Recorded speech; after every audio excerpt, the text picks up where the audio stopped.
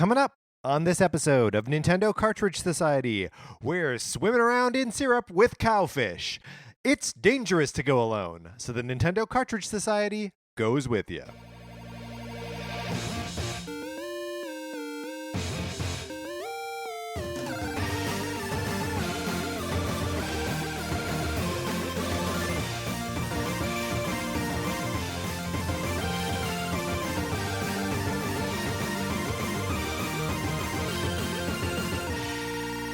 Welcome to Nintendo Cartridge Society. My name is Patrick Ellers. I am joined, as always, by my co-host, Mark Mitchell. Mark, how is it going today? It's going so good. So happy to be here in the second week of our retro month, celebrating these weird sequels.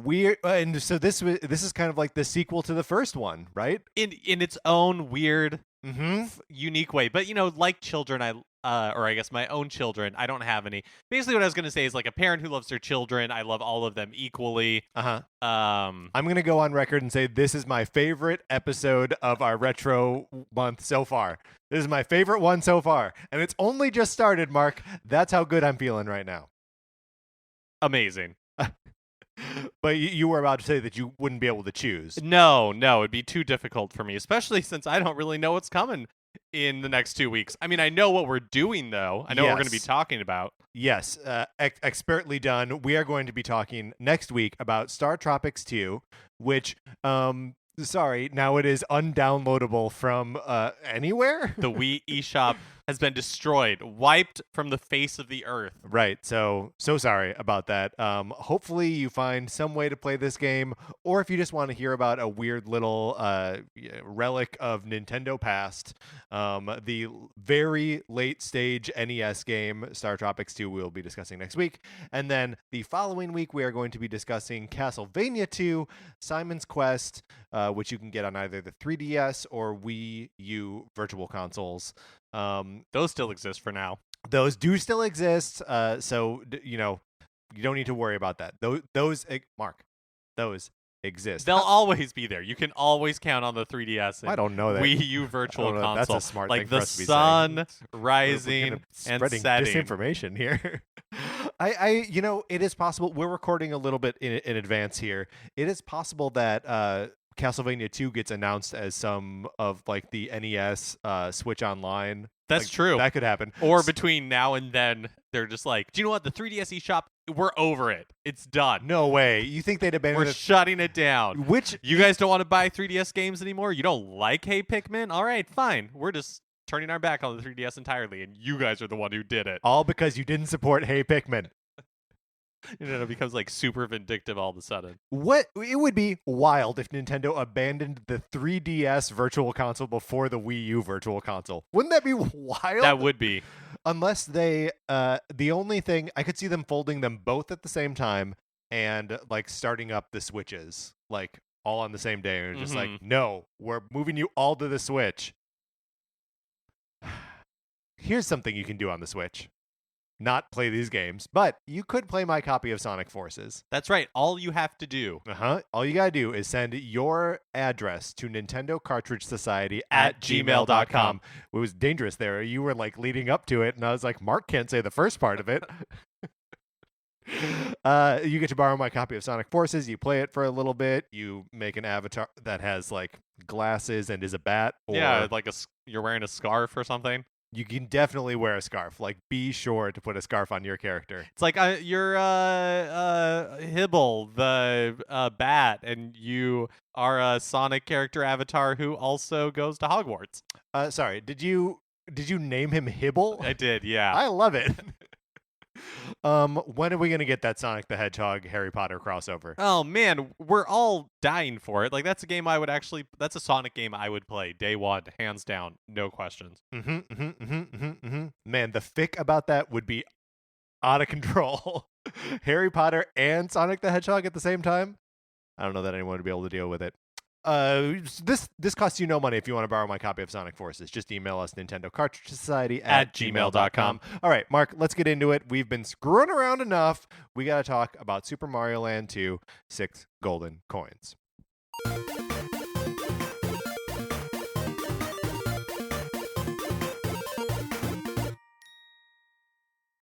So, previous to right now. When was the last time you played this game? I can't even remember. Yeah, me neither. I don't think I owned it. So I must have like borrowed it from somebody or played it at somebody's house. Like Yeah, I only have the vaguest of memories. I did have this game as a kid. I beat it as a kid, which is not surprising because it's not, or for the majority of the game is not very difficult. And then the Mario's Castle, Wario's Castle, whatever, kind of tough. Yeah. But I know I did beat it as a kid. I must have beaten a bunch of hard video games as a kid because I know I beat games as a kid. But yeah, it has been probably at least 20 years for me since I last played it. And I quite enjoyed revisiting it. Yeah, me too. It's kind of a is it fair to say that it's a weird sequel in two different ways? Like Yes. it doesn't really feel just like a Super Mario Brothers game that you would play on the NES. Yeah.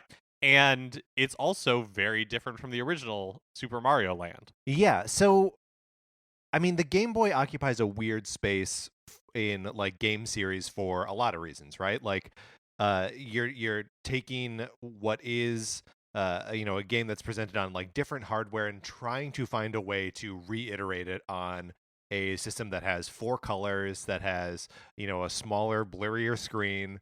Like everything about it has to be like kind of retooled in order to like make sense for a handheld device.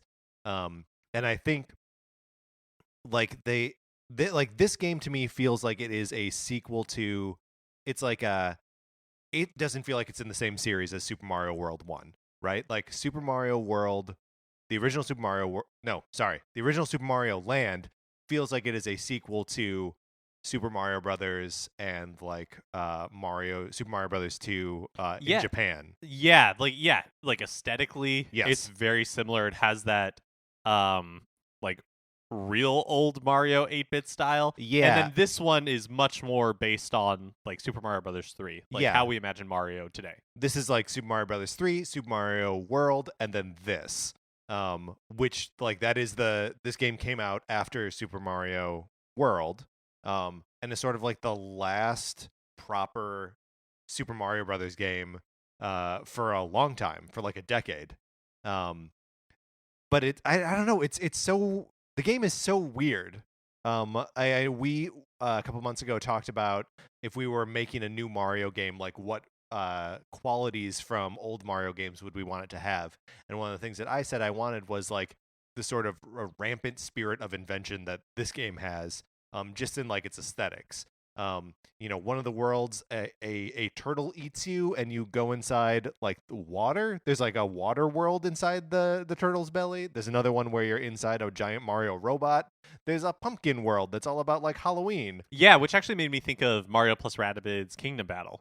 Oh, Like I wonder if expand on that. well, isn't there's an entire like spooky world that's right. that is like pumpkin themed, and it just made me wonder if like that was inspired by Super Mhm. Mario Land 2, because Super Mario Land 2 made by the same people who made Metroid. So it's an entirely different team than did Great. the console Mario's, and it feels very different. Mario's like chunkier, like he feels heavier. He doesn't Do you think he to feels me- heavier? He to- feels lighter to me. Oh, and that's that- interesting. No, to me he like feel when it's his normal um like Super Mario Yeah, without the rabbit ears or whatever. Like to me he feels like a little meatier. that's interesting. I felt like even without any of the power ups, his jump is like a little bit slower. So I felt like I had a lot, like there was a lot more forgiving in the jumps that I could like float him back to where I needed him to be. Um, how are we going to approach this thing? There's so much in here. What do you want to talk about? You want to talk about Mario power ups? You want to talk about worlds that we liked, things that were confusing to us? Yeah, well, I mean, let's talk about the kind of like the skeleton of the game, like the structure of the game. Yeah. So we'll start with the premise because we talked about the setup for Zelda 2, so we'll talk about the setup for Super Mario Land 2. Mario has just been away on his adventure in Sarasa Land, fighting an alien that has kidnapped Princess Daisy, and he returns home only to discover that his castle, that's right, Mario has a castle, has been taken over by Wario. That's right. There's a Wario. And Wario's design in this game, this is the first time Wario ever showed up, right? Oh, yeah. He was invented for this game. Mm-hmm. He looks crazy. He does look crazy. The positioning of his pupils makes him look insane. It's really funny. He's also huge. Mhm. Like Much larger than Mario. he's like 2 Marios wide by 2 Marios tall. He's a very funny looking character. But he has taken over Mario's castle. We don't ever really see Wario until the very end of this game. Right. You see his shadow running along like the top of Yeah. the castle back Yeah. and forth. Which is awesome. He looks like a cartoon character, like a Tex Avery character. Yeah, so you have to grab the 6 golden coins from around the world that are apparently the keys to Mario's castle. And you can approach these 6 worlds in any order you want, which means that there's really no solid difficulty curve at any point, which is a little bit of a bummer. I feel like the game starts like just not just starts easy, but just like is easy throughout. Yeah, for sure. With the possible exception of the pumpkin world, which I feel like the pumpkin and space, I feel like are the 2 harder ones. Mhm. Was that your experience too, or did they all kind of feel the same? Yeah, and no, I totally agree. I also did those like last. Like space was actually the one I did was the final level Yeah, I did. I did pumpkin last. I found that like the boss battle in space for whatever reason hard. Oh, like yeah? he shoots so it's like somebody in a helicopter type thing. Well, it's Mark, would you be surprised to learn that it is the boss from Super Mario World, the original Super Mario World, whose name is Tatanga? Super Mario Land. Super Mario Land, yes. Thank you for correcting me. Correct me every time I say that. Tatanga, yeah, is the main boss in Super Mario Land, and he is also the boss of the Space Zone. That makes total sense. Yeah. But yeah, I found him challenging. He shoots like 2 different projectiles at a time and then swoops down. You have to like jump on him. Yeah. I had a tough time, or I didn't really have a tough time this go round. But in the Mario Zone, the 3 piglets, the three little pig heads are what they're called. I'm looking all this up. I don't have it committed to memory. But it's like 3 pigs that like jump out of their little like houses and attack you one at a time. Yeah, and the houses are straw, sticks, and brick. So Right. they're like the 3 little pigs from the children's story. Yeah. It's not really a fairy tale, right? I mean, who knows? There's also a Disney cartoon about it. But as a kid, I remember that giving me a lot of trouble, and I had to like try it over and over and over again. But as an adult, was fine. Yeah, the 3 little pig one is probably, it's fair to say, the most different boss fight. I'm trying to remember the other ones. Like I feel like a lot of them are like the Tatanga fight, where there's like a projectile, then the thing swoops down, Right, in and you like just a gotta U jump shape, on and it you while just it have to, like, swoops. jump on the top. Yeah, so the other ones are there is a sewer rat in the macro zone. Oh, that's right. He comes out of like He jumps out of different pipes. He's got like a drill on his nose, so you just can't hit him in the front. And other than that, you're fine. There's a witch in the pumpkin zone, which was kind of cool, but also like you've killed it before you even realize. There's an octopus in the turtle zone and a bird in the tree zone, and all of those, they all play out pretty much the same way. Avoid some projectiles, jump on the thing, do it 3 times, and that's it. Yeah. Before we talk too much about like the specific lands, Yep. I also wanted to talk about the way you earn extra lives in this game, and like the use of coins. Because it's super weird. Coins. Hey, what do coins do in Mario games? You collect 100 of them and you get an extra life. Wrong. Not true. Not true here. How do you collect extra lives in this game? I forget. Is you every 100 enemies? So every 100 enemies triggers a star. Oh, that's right. So the only way you can earn extra lives, as far as I could tell then, is either find them in the world, which are hearts. Yep. Instead of like green walnut mushrooms, which makes sense. Because there is how no would green. you tell the There's difference? no green. Or you can go to play these mini games, and the mini games At the end of the levels when you hit the bell. Yes, that part, but also there's like a tree trunk that's right by the opening stage of the Yes. game, and if you go into there, it tells you can spend, what is it, like 30, 50, 200, or 999 coins. Yes. And each one is like a different casino game. Yeah. Which is just different versions of like slots or like stop at the or like wheel, at the end of like at the end of Price is Right. Yeah, exactly. But the more you spend, like the better the prizes. So if you spend 999, is that how much it is? Is that too much? 999. No, I did it once. Yeah, I did too. It's like there's the chance to get like a 20 extra lives, like 5 extra lives, 3, 2, or like something like that. I think the I got odds get like 30 better. extra lives in doing that one. And then like the one where you just spend 30, it's just the regular Mario power-ups. Right. Okay.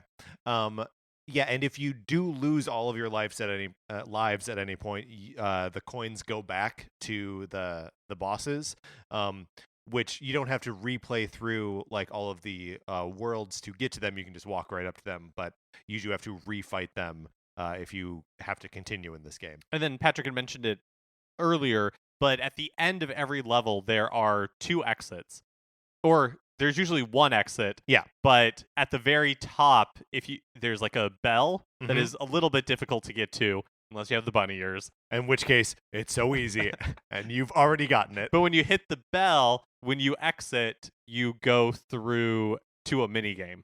Yeah, and there's really just the 2 types of minigame, right? There's one where it's like the claw grabber thing, and then there's another one where you just like hit a button and it like follows a little path. Yeah, there's 2 mice that are like chewing up wires. Chewing up the cables. And they're like going back, they're going across the screen really quickly, and then when you stop it like, depending on where the mice are. Right, it follows a current based on that. Yeah. Do you find that game essentially unplayable? That you just jump and like there's no strategy to it? No, right? no, it is just basically another slot machine. Yeah, yeah. There's no way to like try and game that one. They're moving way too fast, and also like I take a second to like kind of trace it. To see if I can figure out the path once I hit it, and I usually don't figure it out before it actually gets up there. So I might just be too dumb for them. Yeah. So did you ever die all the way in this game? I ended it with like 40 lives. No, I did not die all the way, but I definitely did not end it with like 40 lives. Okay. Well, I mean, when I did the 999 coin thing, I got 30 extra lives. Oh, so like, I was always really unlucky. Like I ended up got like 2 here, 1 here, never got like the 20 or 30 or whatever. I also feel like there were a lot of times that I was doing like the claw grabby game at the end of levels and getting the 3 extra life thing, which is very helpful as well. I think I ended with like 6 lives or something like that. Okay. Still respectable. Also, Thank you. I started. Thanks for not shaming me for my 6 lives. I started sort of save scrubbing at going in Wario's castle. Oh yeah, 100%. Yeah, because I was so sick of Wario's castle is hard. Yeah, well, let's save that until the end here. All right. Do you want to go through the worlds one by one and just like talk about them? Yeah. Okay. We will go around the map. Kind of clockwise, starting at the tree zone. Tree zone. You're going in this tree. This is something that we made reference to earlier. The first level of that, it's like inside the tree, and there's like sappy deposits that you're like kind of swimming through. And some of the enemies in there are fish that look like cows. Mark, what's going on here? This game has crazy enemies just across the board. There are some like Mario standards, like Goombas and Goombas with wings, and Koopa Troopas. Right. And piranha plants, but like even some of those, they're like not. There's a ghost Goomba in this game. Yeah, this game is crazy. This game is crazy. All right, we have to. I'm sorry. I know that we were talking about the tree zone. We have to just move over to the pumpkin zone because I mean, tree zone is fine. It's whatever. It has some interesting mechanics. Like you were saying, like there's the sap that you get like stuck in and you can jump up through it. Yeah. Right? And then there's also the sap that you like can fall down through. Is that also in the tree zone? Yeah, that's all in the tree zone. And like there are parts of the sap that are like thicker and then there's like water inside it. It's very strange. There are a lot of like different swimming physics. Yeah, in general, this game plays much more like what I now know is like a Wario Land game than it does a Mario game. Totally. The platforming is much slower. It's more about exploration. It's a little Sonic-y in that way, is that a lot of times there's like upper and lower parts of a level, and you may not see one or the other. Yeah. Yeah, which is tricky to do on a small screen like the Game Boy screen. Just because, like, Mario's sprite is bigger in this than it is in the original Super Mario Land. He's tiny in the original Super Mario Land. So Everything's small. so tiny. Oh my gosh, he's so small. But in this one, he's bigger, which means that, like, there's just less screen space, by comparison. Yeah, so there'd be times where I'm like, can I go down this, like, trench? Is this a death, or Right. is this going to actually just take me to another part of the level? And you gotta You just go. gotta try. You just gotta figure it out. Do we skip to the pumpkin zone now, or should we talk our way to it? Let's just skip to it. Pumpkin zone. Yeah. Weirdest enemies in the game. Crazy. Jason's mask Uh-huh. from the Friday the 13th games. That's right. With big old feet and Uh-huh. a knife sticking out of its head. A Just knife sticking walking out of back its and forth. head. And you can jump on top of this enemy to kill them, so you're just driving the knife further into their skull, and that's what kills them. That's canon. I mean, and the thing that's weirdest about that is, like, it's just a Goomba. Like, functionally, it's just a Goomba. Why didn't they just make it a Goomba? There are also, like, weird vampire wizards that throw bats at you, which you never see in any other Mario game. There are, like I said, the ghost Goombas. There are also just boos. Yeah, Those just also boos. exist. And there's like a Cyclops monster that will, like, run after you when it sees you. It's very strange. I don't know what to do with the pumpkin zone. I like it too, yeah. but it's very confusing. It is. It's also just really funny that they've done all this stuff, and I guess maybe other than you could argue that now we're skipping ahead to space. But you could argue that the moon level at the end of Super Mario Odyssey, how the jump physics are totally different. Yeah. Like, reminding me of the space level in Super Mario Land 2. Yeah, so let's hop over to space now. Look, I'm sorry. I said clockwise, and now we're going all over the place. Look, the game takes you into space, so we're just in the spirit of the game. We're going everywhere. And in order to get to the space level, right, the only way it can be accessed is if you go to this hippo level. Are they they must be real hippos, right? Or hippo statues? It's not clear to me. Okay, so they're not animated. That's right. So Right. these hippo statues / real life hippos blow a bubble, like they do, and you jump into the bubble, and you can make your way through the level. But it should be mentioned that right now this is like a different swimming through the air physics than we see anywhere else in the game. Yeah, it's weird. I got the muscle memory of it, but I can't actually remember what it is. Is it if you hold the two buttons? It's just one button. Oh, okay. You just hold the jump button to, like, ascend, and you let go to descend. Oh, okay. And that's true in space as well. Yes. So it's kind of like training you for that. Yeah. So you have to make your way in the bubble all the way across, and this time there's actually 2 exits. Yeah. And the second one is only attainable if you're way up in the bubble. If you've mastered the bubble. Yes. And you have to make it to that second exit in order to get to the space world. Right. And then the space world is just like 2 levels and, one like hidden exit thing. But are they both? No, one of them is where it's just like an obstacle course and you have to, like, zero gravity Mario all the way through it, which is kind of cool. And like a fun little level where you're just, like, avoiding stars. And also, like, enemies that are trying to get you. And then, as discussed, you fight the main boss from Mario Land 1, and then you're back down on the ground. If you fail to get the second, like, the higher exit from that hippo level, it just spits you out, like, on the road to the macro zone. Yeah. Should we use this opportunity to talk now about the macro zone? Yeah, let's do it. Macro zone is just a house. It's like a house where everything is big or where you're small. Mark, I don't know which is the case. That's actually a really good point. Macro zone would lead you to believe that it is larger. Right. Here's the thing. I always feel like Mario is small in this game. Like when you go to the Mario Zone, which is a giant Mario robot statue. When you're in the tree zone, which you just have when you have a castle. when you have a private island with your castle on it, yeah. Or like when you get swallowed by the turtle, like everything in Mario Land feels big compared to Mario. So anyway, you're in Macro Zone, which is just a house, and there are like mice and other creatures. Everything's big. There is one of the levels. The things you're platforming on are the Nintendo Lego ripoffs that were short-lived. I don't know. They're about like those. NB blocks or something like that. Okay. Yeah. I have no idea. It's exactly what it sounds like. It was their attempt at ripping off Lego, and it didn't succeed. Cool. And at the end, there's the rat with the drill nose that we discussed previously. Continuing around the island, Pumpkin Zone is next. We have covered the Pumpkin Zone. Man, is it weird. I would love to see the Pumpkin Zone return in something else. And then the Mario Zone, a giant wind-up like mechanical Mario statue.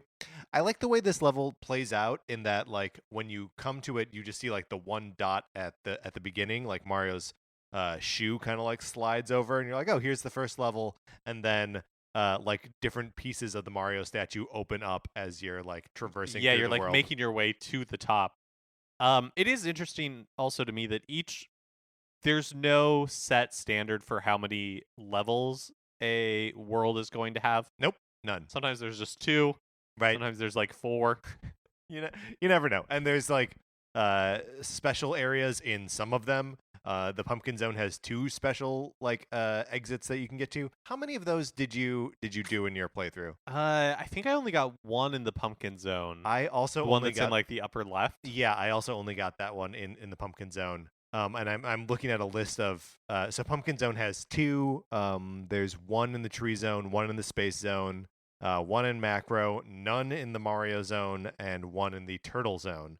But they're all like kind of strange. You need to take a special exit away from the level, and then you get 1 shot at the special world, and either you beat it or you die, and either way it sends you back. And if you want a second shot at it, you've got to beat the world like using this special exit again to get to it. And also there's like I'm not sure what the reward is for it. Yeah, that's the thing is I don't really know. It's not like a coin world or something. Right. It's just like another fairly difficult world. Like the one in the Pumpkin Zone is it's got a lot of like blocks that can be broken only with the fire flower. Which weird. When you get the fire flower, Mario gets a little feather in his cap. Which is that? We wouldn't do that anymore, would we? Because I'm assuming that it's a play on like Native American stereotypes. I did too, and I'm not sure why. Like, what about fire is like a part of a Native American stereotype? Is there any? I mean, like the feather in the cap sure does make it look like Mario's going to like put on war paint and like dance around it in an offensive manner. But he doesn't do anything like that. He just throws fireballs. Right. I guess the only reason I am thinking that is because of Mr. Game & Watch. Yes. Who Yeah. we had to remove an offensive stereotype from him. Yeah. And so I just wonder if it was... Yeah, we probably wouldn't do it now. You're right. We probably wouldn't do it now. But yeah, those are like the only 2 power-ups that Mario has in this. The feather, which allows him to throw fireballs, not to run around with a cape, and the bunny ears. Yes. Which Which I completely thought were bat wings that sit on Mario's head until Patrick said it, and I looked at the box art, and he's running around with rabbit ears, not bat wings. And the power-up is a carrot. So. Rabbits famously love carrots. Yeah, I mean, but I at this point, with the little Jason mask walking around, was not looking for logic. Right, you don't know what to believe at this point. It's just you're all insanity here. I was looking at the instruction booklet for this thing because you get a basically copy of it with the eShop purchase that you can just peruse, and it it claims that like Aqua Mario is like a power-up version of Mario, and it's like when Mario hits the water, he becomes Aqua Mario. Nice try, Like instruction booklet. I don't think so. I don't think that's right. Speaking of Aqua Mario, the next level on our list here is Turtle Zone. I did Turtle Zone first, so now my memory of it is basically shot. Yeah, I did it after Tree Zone. I think I did Tree Zone first. Yeah, it's fine. Yeah, you swim around. The like overworld graphic for it is kind of cool. There's like a crashed submarine and a whale that's sleeping at the bottom of the ocean. Whales cannot sleep at the bottom of the ocean. They need to breathe oxygen. So Mario, stop presenting false things as true. Well, and look, I'm no expert, Right. but couldn't they sleep underwater for a while if they wanted to? Because don't they only have to come up for air I think every once in a while? I think it's still like, how long can a whale hold its breath? Hours. Hours? Yeah. I would think like half an hour.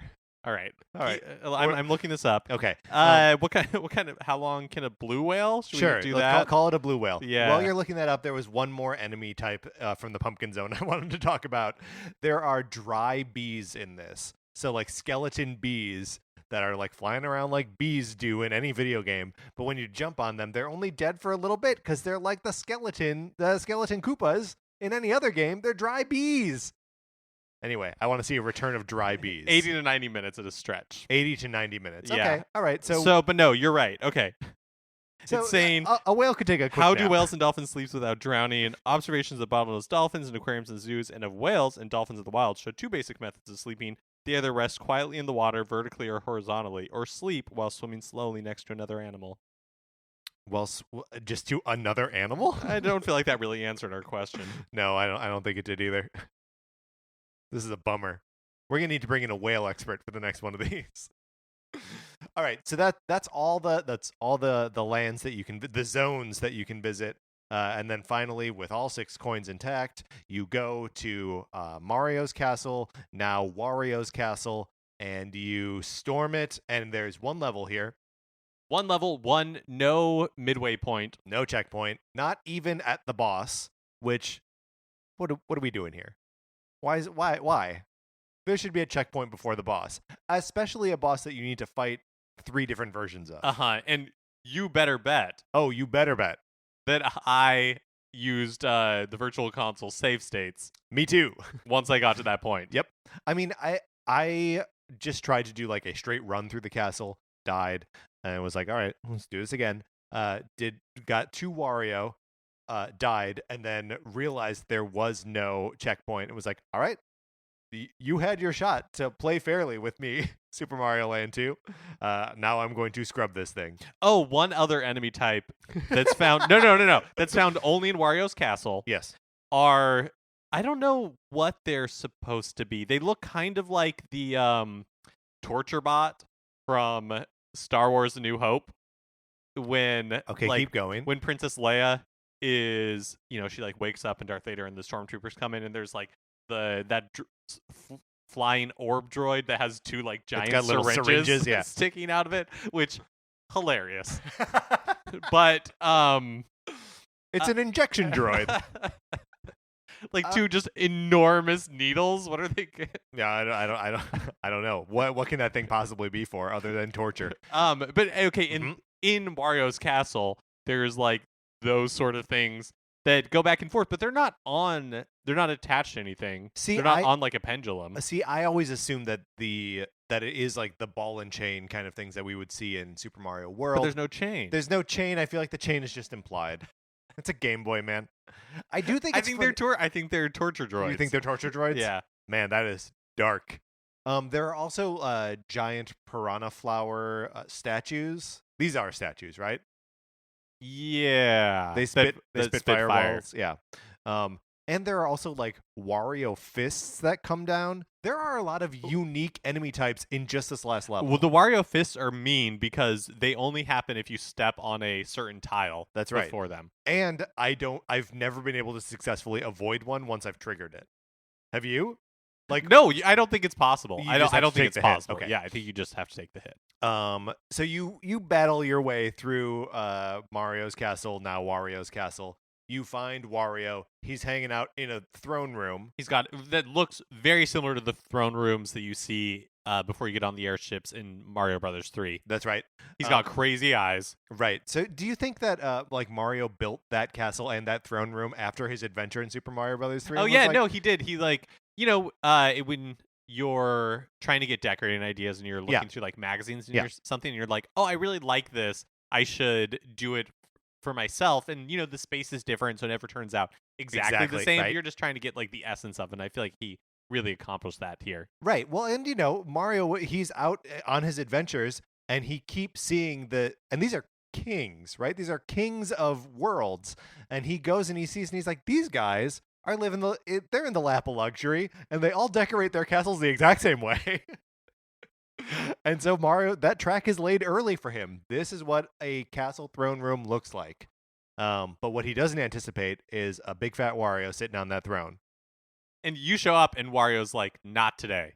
Right. Battle of battles. And this, I guess this is one thing that is different, is what's this ball? There's a ball on the top of the screen that Is it a ball? I thought it was like a potion. Oh no, you're right. It is a ball. It is a ball. There's a ball that like goes back and forth. It's maybe like a disco ball that doesn't sparkle, or it's like a chandelier or a light fixture, or just a crystal ball that is hung from the ceiling. And when Wario jumps on the ground with his big fat self, the ball falls down, and you also get kind of frozen in place for a second.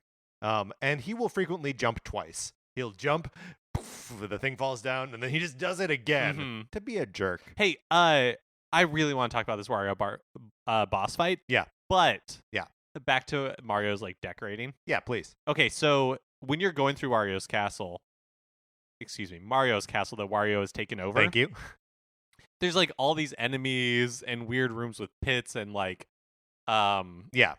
Do you think I think this is the same thing. Mario has visited so many of Bowser's castles that are filled with pits, that are filled with enemies. Mario's like, before I can get to my throne room, which is that Mario's bedroom? But until I get to my like throne room, I think every time I want to traverse these like pits full of dangerous lava or acid or whatever, where I have to stand on this platform very carefully and duck under a thing. Yeah, so it's like if I want to get a glass of water in the middle of the night, I have to like carefully walk on these moving platforms. This makes perfect sense to me, because these are the kinds of obstacles that Mario can overcome. These are also the things that if you're a king, you have to be worried about. Somebody always trying to assassinate you. Right. So Mario's paranoid. Mario has made a lot of enemies, right? It is 1992 at this point. He's made Wart, the king of Dreamland, angry, Bowser angry a bunch of times, various Koopas and Goombas and Koopa kids. This is to keep those characters from coming to him and getting him in the night, right? He's like Howard Hughes. He is like Howard Hughes. He's like holed up in this castle. In jars, sleeping on his throne. I like that. I like the idea that Mario, he doesn't have a bedroom. He sleeps sitting up on his throne. Yeah, he's just too paranoid. So you fight Wario in this throne room, and then Wario runs away. And you're like, is that it? Yeah, it's a classic jump on his head 3 times. Yeah. Call it good. And then you go into another room, and he is like, da-da-da-da, I've got your fire flower. He equips himself with the fire flower. Now you have to fight Fiery Wario. Quick sidebar. Yes. All of the physics of the items in the game are a little bit strange. And a little bit inconsistent, right? Yeah, because a lot of times, so the mushroom, when you get the mushroom, it moves like you expect a mushroom to. Yep. When you know how you expect mushrooms to move.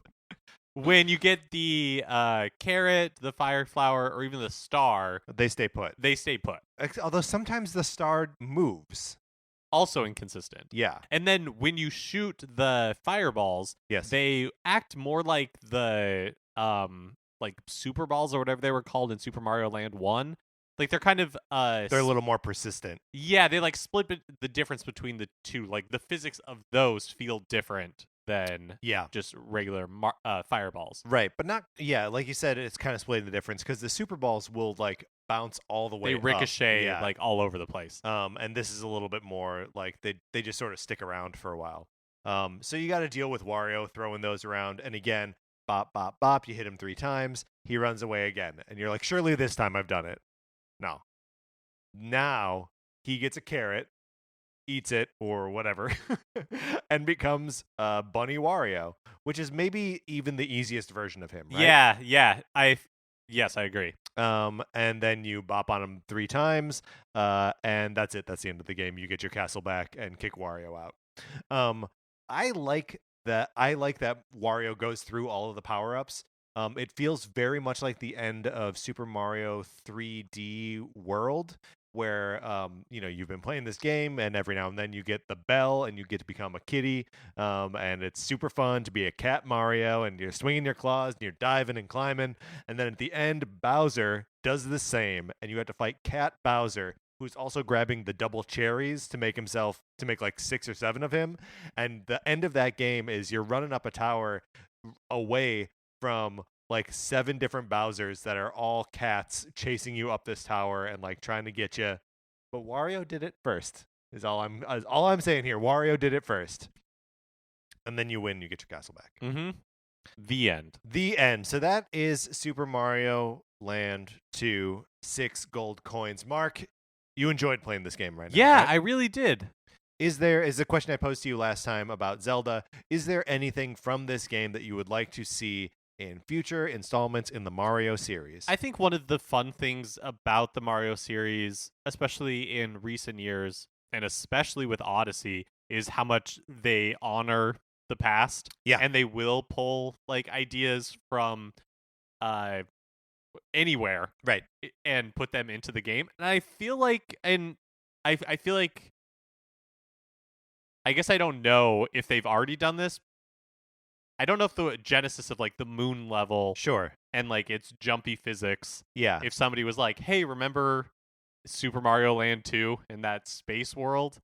But maybe, because I feel like we already get it. Or the same with like the pumpkin world, right, and the spooky sort of, level and like Mario plus Rabbids. Yeah, I would say I mean I think you're right that there are some little parts of this game that we have seen show up in more modern titles, but I would just like to see this game like remade or represented, or even like obviously it's easy to buy it on the virtual console, but like let's see a full color version of this game. I want to see a Mario Land All Stars. I think that would be nice, even though it's just 2 games. Like it just a modernized version of this and the original Super Mario Land, because I feel like they're weird little relics that are trapped on handheld systems and in a black and white presentation, which like you can get over it, but it's something you have to get over. I think there was the DX version of. I think that was a ROM hack. Too. I don't think that was real. Oh, really? I think so. Oh, I thought it was like an official, like a Link's Awakening type release. But yes, I think to your point, Super Mario Land as a series is very different from what Mario is now, and even what it was at the time. That's right. And you can totally tell after the success of 6 Golden Coins, and this series basically became Wario Land. Yeah, like.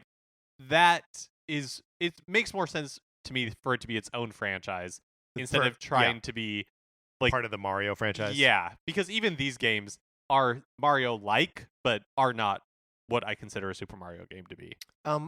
I would also, the sprite for small Mario looks weird in this, right? It's the only one where he looks almost as crazy as Wario.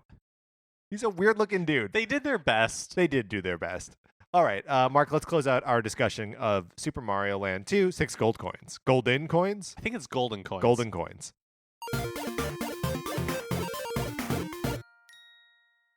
Though honestly, what's the functional difference between gold and golden? I guess maybe golden. It's like chocolate and chocolatey. Like chocolatey, if it doesn't include cocoa powder or butter or something, that you can't actually be called chocolate. Just like golden something doesn't have to actually be made of gold to be golden. Exactly. All right, perfect. I'm glad we solved that. I would love to hear everyone else's experiences with Super Mario Land 2 6 golden coins. So you can email us at Nintendo Cartridge Society at gmail.com. Let us know what you think. All right, that's going to do it for this episode of the show. You can find us on Twitter. I'm at Patrick_Ellers. Mark is at MKE Mitchell. The show is at Nincart Society. We're also on Facebook. The page there is just Nintendo Cartridge Society. Olivia Duncan made our logo. Our theme music is provided by 8-Bit Betty. You can get more of his music by going to 8bitbetty.com or by listening right now. For my co-host, Mark Mitchell, this is Patrick Ellers saying thank you for listening.